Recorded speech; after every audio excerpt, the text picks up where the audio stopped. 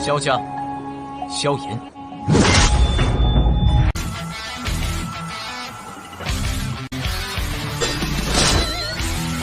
指缝中的光点燃了梦魇，站在天端俯瞰着世界无边无边。 Selamat datang di channel hiburan netizen. Mari kita lanjutkan part berikutnya dari cerita novel Donghua Battle Through the Heavens. Ini hanyalah full spoiler. Tanpa banyak kata demi menghemat kuota, segera kita mulai isi ceritanya. Menjadi tuan rumah, Muhti mengatur pengaturan tempat duduk untuk Xiao Yan dan kelompoknya di dalam aula yang luas di rumah gubernur kota sebelum ia kembali ke tempat duduknya sendiri. Pada saat yang sama, ia memerintahkan para pelayan wanita untuk menyajikan teh tampak cukup bijaksana. Hehehe, itu benar-benar tidak terduga bahwa kekuatan kakak Xiao Yan telah benar-benar mencapai tingkat ini 3 tahun setelah kami berpisah. Muhti mengangkat cangkir tehnya dan menyesapnya sebelum dia tertawa. Tatapannya segera menyapu Xiao Li, Lin Yan, dan yang lainnya yang berada di samping Xiao Yan tanpa meninggalkan jejak. Dia merasa bahwa hatinya agak gelisah. Dia jelas mengerti bahwa hal yang paling menakutkan dari kembalinya Xiao Yan kali ini bukanlah dirinya yang luar biasa kuat tetapi orang-orang kuat yang dia kumpulkan dari suatu tempat yang tidak diketahui. Siapapun dari orang-orang yang duduk di sini mungkin akan cukup untuk bersaing dengan 10 kuat dari kekaisaran. Xiao Yan tersenyum tetapi tidak terus terjerat dengan topik ini. Dia merenung sejenak sebelum berbicara pelan. Kakak laki-laki Muhti, sepertinya kekaisaran Jiamat tidak begitu damai selama beberapa tahun ini. Muhti tertawa pahit ketika dia mendengar ini. Dia menghela napas, itu memang tidak damai. Semua ketegangan ini disebabkan oleh Misty Cloud Sect. Oh, Xiao Yan mengangkat alisnya. Muhti minum seteguk teh dan membasahi tenggorokannya. Dia sepertinya memilah-milah kata-katanya. Sesaat kemudian, dia membuka mulutnya untuk berbicara.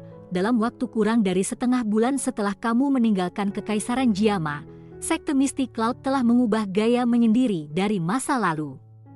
Tidak hanya merekrut murid dalam jumlah besar tetapi juga menunjukkan jejak para muridnya yang tersebar ke semua kota utama di dalam kekaisaran.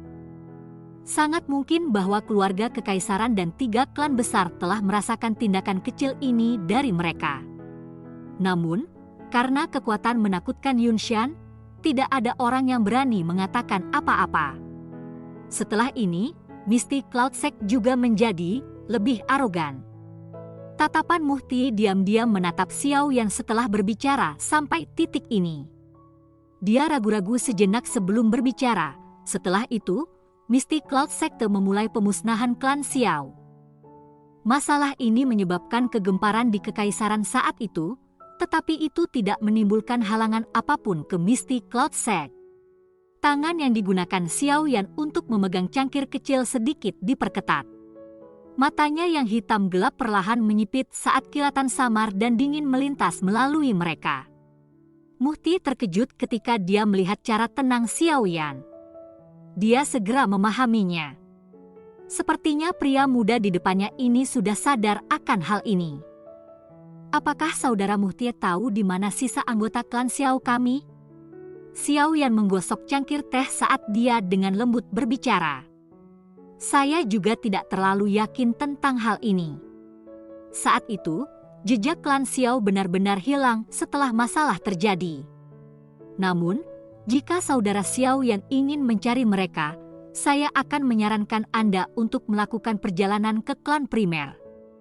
Mereka mungkin tahu sesuatu. Muhti menggelengkan kepalanya dan segera menyuarakan pikirannya. Klan primer ya? Xiao Yan mengangguk. Sepertinya dia harus pergi dan mencari Hai Bodong untuk mengetahui keberadaan kakak dan yang lainnya. Hehehe, saat ini klan primer sudah sepenuhnya dalam kendali Fei Xiaojie. Wanita ini mungkin masih muda tapi kemampuannya itu adalah sesuatu yang bahkan para tetua klan kita telah diam-diam memuji berulang kali. Dalam 3 tahun yang singkat, ia telah mengubah klan primer ke puncak 3 klan besar. Orang tidak punya pilihan selain tunduk padanya. Muhti tersenyum dan menjelaskan lagi. Kakak perempuan Ya Fei? Xiao Yan terkejut ketika dia mendengar nama ini yang disimpan jauh di dalam pikirannya. Senyum hangat segera muncul di sudut mulutnya. Itu semua berkat klan primer dan intervensinya saat itu ketika dia dikejar oleh Misty Cloud Sector bahwa dia bisa mendapatkan kesempatan untuk melarikan diri. Kebaikannya ke arahnya adalah sesuatu yang Xiao Yan tidak akan pernah lupa. Sungguh tak terduga dia bisa mengendalikan klan primer di tangannya. Aku agak meremehkan dia di masa lalu. Xiao Yan menggosok hidungnya dan tertawa pelan. Dia jelas mengerti betapa sulitnya bagi seorang wanita, terutama yang tidak memiliki bakat luar biasa dalam hal pelatihan Douqi, untuk mengendalikan orang-orang dari seluruh klan di dunia ini yang diperintah oleh Douqi. Muhtie tersenyum. Dia muncul untuk bertanya secara acak, "Saudara Xiao, kembalinya Anda sepertinya akan ada kegiatan besar?" "Saya hanya menentang Misty Cloud Sect." Xiao Yan berbicara dengan senyum samar. Tatapannya melayang ke arah Muhti saat dia tiba-tiba berkata, "Apakah saudara besar Muhti memiliki informasi apapun tentang Yunshan?" Muhti tercengang ketika dia mendengar ini. Dia segera menggelengkan kepalanya karena malu ketika dia berkata, "Bagaimana saya bisa memahami seorang pakar tingkat itu? Namun, saya kadang-kadang bisa mengumpulkan sesuatu dari desas-desus di antara para tetua di klan. Sepertinya Yunshan saat ini bahkan lebih kuat daripada 3 tahun lalu." Xiao Yan juga tidak berdaya menghadapi kata-kata yang pada dasarnya tidak berguna ini. Tatapannya menatap pria kecil yang menyebar di dalam cangkirnya. Wajah yang anggun, dan indah tiba-tiba muncul dalam pikirannya. Berbagai senyum marah di antara dahinya menyebabkan mood Xiao Yan tiba-tiba menjadi kacau. Retak. Sebuah garis retak kecil terbentuk di cangkir teh di tangannya karena kekuatan besar yang dipancarkannya. Semua orang di aula memiliki wajah tercengang saat mereka melihat Xiao Yan yang auranya mulai naik. Mereka semua bingung. Saudara ketiga, apa itu? Xiao Li, yang duduk paling dekat dengan Xiao Yan, buru-buru menyentuh Xiao Yan dan bertanya. "Saya baik-baik saja." Xiao Yan secara bertahap pulih setelah disentuh oleh Xiao Li. Dia menghirup nafas dalam-dalam dan menekan jantungnya yang kacau balau. Dia melambaikan tangannya dan sembarangan bertanya, "Itu benar, Kakak Muhti, apakah kamu tahu siapa yang saat ini mengendalikan Misty Cloud Sector?" "Siapa lagi yang bisa?" "Tentu saja, itu Yunshan." Muhti melebarkan tangannya dan berkata. Xiao Yan mengangkat alisnya dan memutar lidahnya beberapa kali. Akhirnya, dia mengucapkan nama yang telah ditentangnya selama 3 tahun. "Bagaimana dengan Yun Yun?" "Sepertinya dia adalah pemimpin Misty Cloud Sector, kan?" Pemimpin sekte Yun Yun Yak Yunshan menelanjangi posisinya sebagai pemimpin sekte tidak lama setelah Anda meninggalkan Kekaisaran Jiama. Setelah itu, dia tidak lagi mengelola masalah dalam sekte. Saat ini, semua otoritas dalam Misty Cloud Sect dikelola oleh Yunshan. Muhti menyuarakan pikirannya.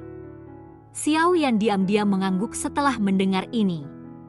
Di suatu tempat jauh di dalam hatinya, dia menghela nafas lega tanpa menyadarinya. Tindakan saat ini dari Misty Cloud Sect dapat dikreditkan sebagian besar kepada Yunshan. Selain itu, dengan melihat apa yang terjadi di Zengui Pass kali ini, sangat mungkin bahwa Misty Cloud Sect akan mulai memiliki beberapa aktivitas besar selama periode waktu ini. Muhti perlahan berkata, "Jika masalah di sini menyebar ke ibu kota, ada kemungkinan bahwa mungkin ada kegemparan bahkan dalam keluarga kekaisaran." Melihat semua aktivitas ini, tampaknya situasi yang ditulis dalam surat yang diberikan sesepuh di klan itu adalah benar. "Situasi apa?" Xiao Yan terkejut saat dia bertanya. Wajah Muhti tegang. Dia menempatkan cangkir tehnya di atas meja. Itu beberapa saat kemudian sebelum dia berbicara dengan suara yang dalam, sangat mungkin bahwa Misty Cloud Sekte ingin menyerang 3 klan besar kami. Xiaoyan merajut alisnya. Apakah Misty Cloud Sect benar-benar berniat untuk menghilangkan semua fraksi dalam Kekaisaran Jiama? Tentu saja, saat ini tidak pasti apakah mereka akan menyerang klan Muh dan klan Nalan. Namun, ada satu hal yang pasti. Misty Cloud Sect pasti akan dimulai dengan klan primer dalam waktu singkat. Muhti berbicara dengan ekspresi serius. Mengapa? Hehehe, saudara Xiaoyan harus tahu sesuatu tentang ini. Orang tua Hai Bodong dari klan primer memiliki hubungan yang cukup mendalam dengan Anda. Saat itu, klan primer bahkan diam-diam membantu Anda ketika Anda dikejar oleh Misty Cloud Sect. Klan primer juga melakukan intervensi ketika klan Xiao dikelilingi oleh Misty Cloud Sect. Itu hanya karena ini bahwa klan Xiao tidak sepenuhnya dihilangkan. Meskipun klan primer bertindak dalam rahasia ekstrim ketika mereka melakukan semua gerakan mereka, kemungkinan bahwa Misty Cloud Sect menyadari mereka bahkan jika aku bisa menangkap angin dari sesuatu. Selain itu, untuk beberapa alasan yang tidak diketahui, Misty Cloud Sect tampaknya sangat tertarik pada klan Xiao Anda dan telah berulang kali mencari putus asa untuk sisa anggota klan Xiao. Namun, upaya mereka sia-sia. Dari kelihatannya sekarang, ini seharusnya karena taktik rahasia oleh klan primer. Maka, jika mereka ingin menemukan sisa anggota klan Xiao, klan primer, yang merupakan pelindung mereka, pasti akan menjadi target dari Misty Cloud Sect. Muhti tersenyum, membelai dagunya, dan menjawab. Xiaoyan mengangguk sedikit. Dari kelihatannya, dia harus bergegas ke ibu kota secepat mungkin. Jika tidak hanya klan primer berakhir dalam masalah yang sama seperti klan Xiao, tetapi kemungkinan juga akan melawan sisa anggota klan Xiao yang berada di bawah perlindungan mereka. Saat ini, ibu kota harus berada dalam badai yang bergejolak. Tempat itu terlalu dekat dengan Misty Cloud Sect. Tempat itu pasti akan sangat kacau jika ada yang meletus di sana. Kakak Muhti, saya harap Anda akan terus menjaga rahasia kerajaan Jiama. Selain itu, Anda harus memberitahu bawahan Anda agar tidak membocorkan informasi apapun. Jika tidak, seharusnya itu berakhir menyebar ke telinga Misty Cloud Sekte. Sangat mungkin bahwa mereka akan mengedepankan rencana mereka dan meningkatkan pertahanan mereka. Saudara Xiaoyan, kamu. Apakah kamu berencana untuk pergi ke ibu kota? Muhti buru-buru berdiri dan bertanya ketika dia melihat Xiaoyan melakukan hal yang sama. Kami terdesak waktu. Saya tidak bisa tinggal lama di sini. Aku akan datang dan mengobrol dengan kakak Muhti setelah semuanya beres. Xiaoyan tersenyum, mengangguk, dan memberikan balasannya. Muhti tidak bisa membuka mulutnya untuk menahan mereka ketika dia mendengar ini. Dia hanya bisa menganggukkan kepalanya dan secara pribadi mengirim Xiaoyan dan yang lainnya keluar dari aula. Xiaoyan dan yang lainnya melintas setelah meninggalkan aula saat mereka bergegas ke binatang elang harimau yang tetap di udara. Xiaoyan berdiri di atas kepalanya yang besar dan menangkupkan tangannya ke arah Muhti di bawah.